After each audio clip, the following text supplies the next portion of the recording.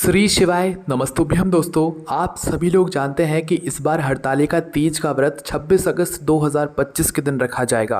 और दोस्तों, हरतालिका तीज की एक पूजा होती है जिसको बहुत सारी माताएं बहनें करती हैं। और इस वीडियो में हम आपको हरतालिका तीज की पूजा विधि बताने वाले हैं, या ये बताने वाले हैं कि हरतालिका तीज व्रत के दिन आपको अपने घर पर रहकर पूजन कैसे करनी है। ठीक है, तो आइए जानते हैं कि वह पूजन आप लोग कैसे करेंगे हरतालिका तीज व्रत में। जो माताएं बहनें हरतालिका तीज का व्रत रखेंगी, भाई उनको ये विशेष पूजन अर्चना करना बहुत ही ज़्यादा ज़रूरी होता है। तो आइए जानते हैं कि इस पूजन की विधि क्या है। देखिए, सबसे पहली चीज़, ये जो पूजन होती है ये शुभ मुहूर्त में होती है। कई बार ये पूजन शाम के समय होती है, तो कई बार ये पूजन सुबह के समय होती है। तो शुभ मुहूर्त जो है आप लोग देखकर इस पूजन को यहाँ पर कीजिएगा। वैसे इस बार जो पूजन का शुभ मुहूर्त है वो सुबह का समय है, तो आप अपने हिसाब से यहाँ पर देख लीजिएगा कि हरतालिका तीज व्रत की पूजा आप लोग जो है कब करेंगे। तो आइए जानते हैं इसकी पूजा विधि क्या है। देखिए, हरतालिका तीज व्रत में जो भी ये पूजन करेंगी उनको व्रत रखना आवश्यक है। चाहे आप लोग कैसे भी व्रत रखें, आप अपनी क्षमता अनुसार व्रत रखें। वैसे हरतालिका तीज का जो व्रत होता है वो निर्जला और निराहार होता है। इसमें ना आप लोग जल पी सकते हो,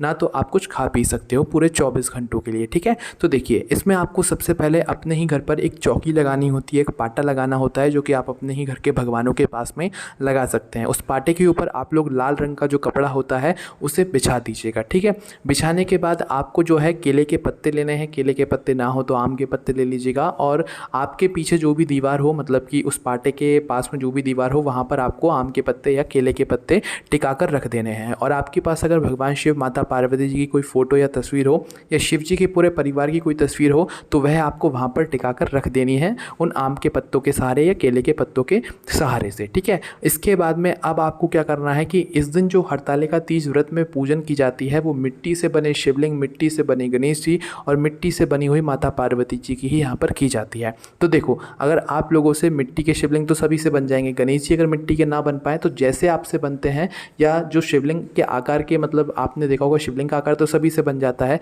तो अगर हो सके तो आप शिवलिंग के आकार के ही जो है गणेश जी बना लेना। थोड़े से बस उन्हें अलग कर देना, शिवलिंग के ही आकार की माता पार्वती जी आप अपने मन भाव में मान लेना कि ये जो है माता पार्वती जी हैं, ये गणेश जी हैं और ये शिव जी हैं। ठीक है, तो नॉर्मल जो है आप लोगों को अपने हिसाब से जो है मिट्टी की जो है ये तीनों चीज़ें बना लेनी है। चीज़ मतलब कि भगवान शिव जी, भगवान माता पार्वती जी, इसके बाद में भगवान गणेश जी। ठीक है, और इन्हें एक थाली में आपको रखकर जो है वहीं पर पाटे के ऊपर रख देना है। अब रखने के बाद आपको क्या करना है कि इनकी यहाँ पर पूजन अर्चना करना है। आपने इनको स्थापित कर दिया, एक थाली के अंदर स्थापित कीजिएगा, क्योंकि हमें यहाँ पर अभी इनका अभिषेक भी करना पड़ेगा। इसलिए जल और जो पंचामृत होगा वो कहाँ जाएगा, इसलिए हमने आपसे थाली में रखने के लिए इनको बोल दिया है। ठीक, अब आपको यहाँ पर कलश की स्थापना करनी है। तो पाटे के किसी भी एक साइड पर, मतलब कि भगवान का जो राइट हैंड पड़े उस सीधे हाथ की तरफ में आपको सबसे पहले थोड़े से चावल रखने हैं। चावल रखने के बाद एक जल से भरा हुआ कलश लेना है, उसको उस चावल के ऊपर रखना है और उस कलश के अंदर कुछ चीज़ें डालनी है, जो कि आप लोग सुन लीजिए क्या क्या डालनी है। देखिए,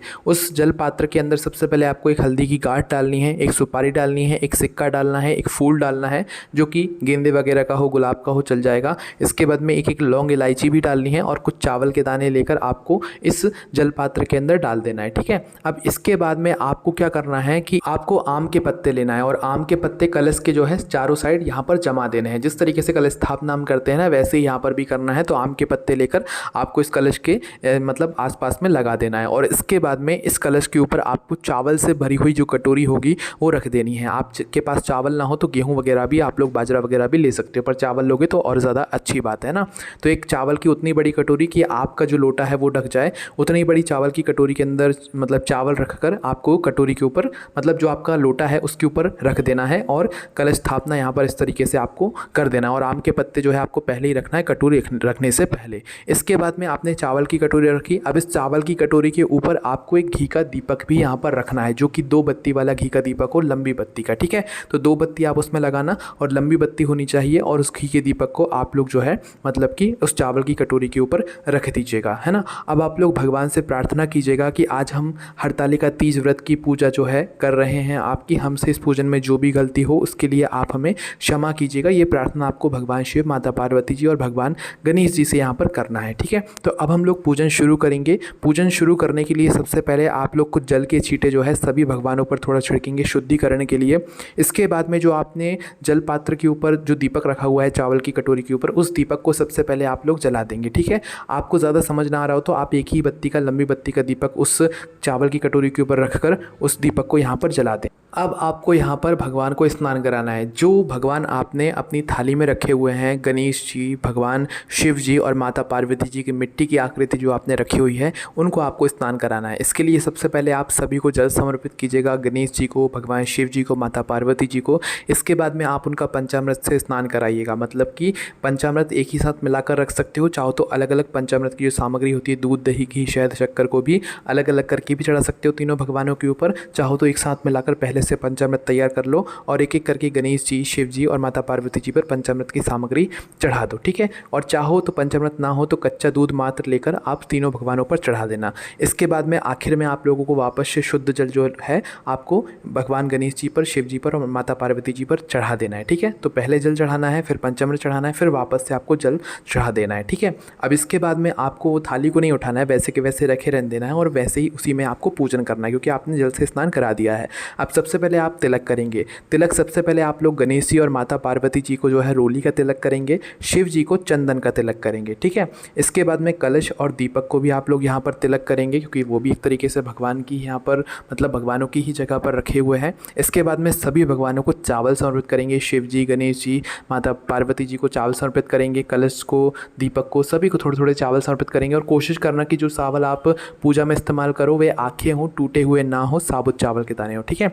इसके बाद में कुछ फूल, सभी भगवानों को एक एक फूल यहाँ पर चढ़ा दें, चाहे आपके पास गेंदे के फूल हो, चाहे कोई फूल हो। शिव जी को गेंदे के फूल, सफ़ेद फूल सब कुछ चढ़ा सकते हो। माता पार्वती जी को जो है आप लाल कलर के फूल या गुलाब के फूल चढ़ाओगे तो ज़्यादा अच्छा है, ठीक है। इसके बाद में सभी भगवानों को एक एक फूल आप चढ़ा दीजिएगा, कलश को भी और दीपक को भी, है ना। इसके बाद में वस्त्र स्वरूप में भगवान गणेश जी को और भगवान शिव जी को जनेऊ चढ़ा देना, जनेऊ ना हो तो कलावा चढ़ा देना, थोड़ा सा तोड़ तोड़ के। माता पार्वती जी को एक चुनरी उड़ा देना, ठीक है।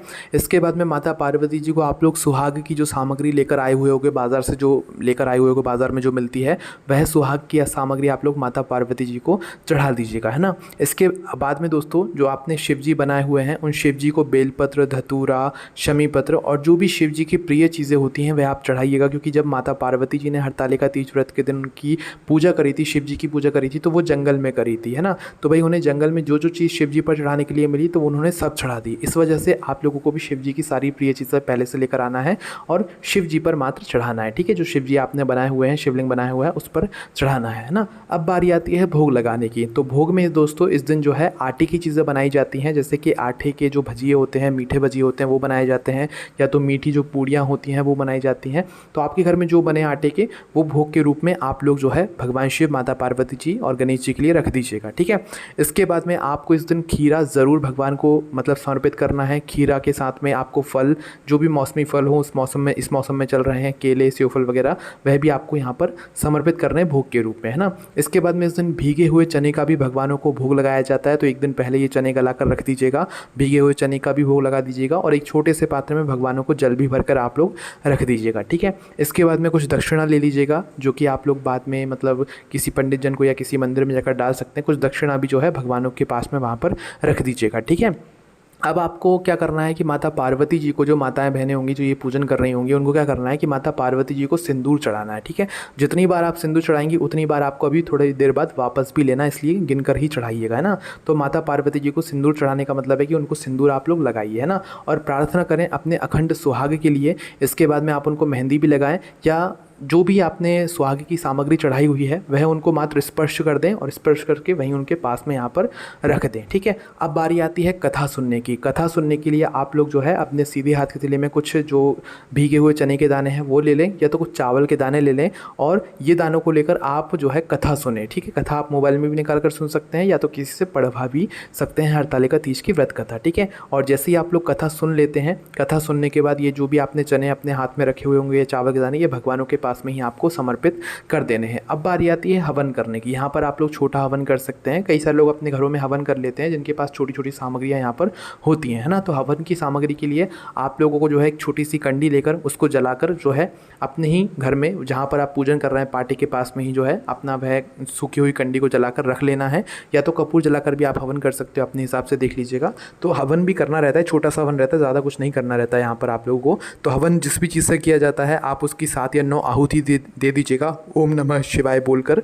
और चाहो तो जो भोग में आपने लगाया हुआ है भगवान को, उसी में से थोड़ा थोड़ा भाग आप लोग जो है ओम नमः शिवाय बोलकर हवन में आहुतियाँ उनकी दे सकते हो। एक तरीके से वो भोग ही यहाँ पर लग जाता है हवन के अंदर, ठीक है। तो थोड़ा सा एक छोटा सा हवन भी आप लोग ज़रूर कर लीजिएगा। इसके बाद में आप लोगों को क्या करना है कि जो जल का पात्र आपने अलग से रखा हुआ है, उस जल को अपने सीधे हाथ के लिए में थोड़ा सा लेकर हवन के ऊपर से 2 बार वार देना है, मतलब कि जब आपका हवन पूरा हो जाए, ठीक है।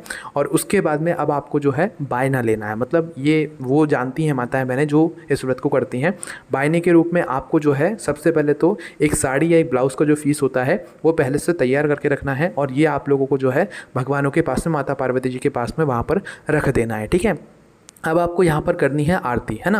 आरती में सबसे पहले आप लोग जो है कोई भी दीपक उठाएंगे नहीं। जो दीपक आपने जैसे रखा हुआ है कलश के ऊपर, चावल के ऊपर, वो दीपक नहीं उठाना है। अलग से एक दीपक जला लीजिएगा, या कपूर से आप लोग आरती चाहो तो कर सकते हो, और आरती में कपूर होना ज़रूरी माना जाता है।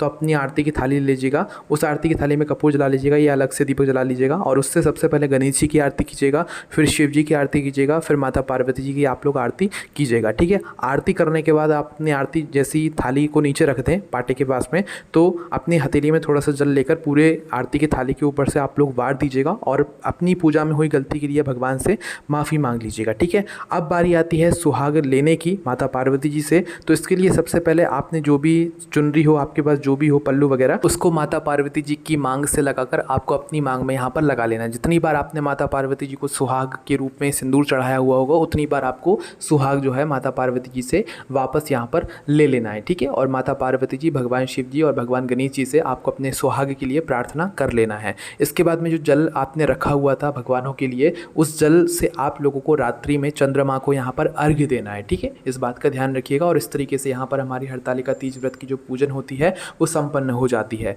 इस तरीके से जो सुहागन माताएं बहनें वह अपनी हरतालिका तीज व्रत की यहाँ पर पूजन कर सकती हैं। और इस व्रत के दिन माताओं बहनों को 16 श्रृंगार से परिपूर्ण रहना चाहिए। 16 श्रृंगार इस दिन ज़रूर करना चाहिए, ताकि भगवान भी आपकी पूजन से मतलब प्रसन्न हो जाएं। तो इस तरीके से आप लोगों को हरतालिका तीज व्रत की पूजन करनी है। इसके अलावा अगर आपके मन में कोई भी प्रश्न है, आप हमसे कमेंट करके पूछ सकते हैं। ये सारी जानकारी आपको हमारी वेबसाइट भोलेनाथ भक्ति.com पर भी पढ़ने के लिए मिल जाएगी। ओम नमः शिवाय, जय भोलेबाबा, श्री शिवाय नमस्तुभ्यम।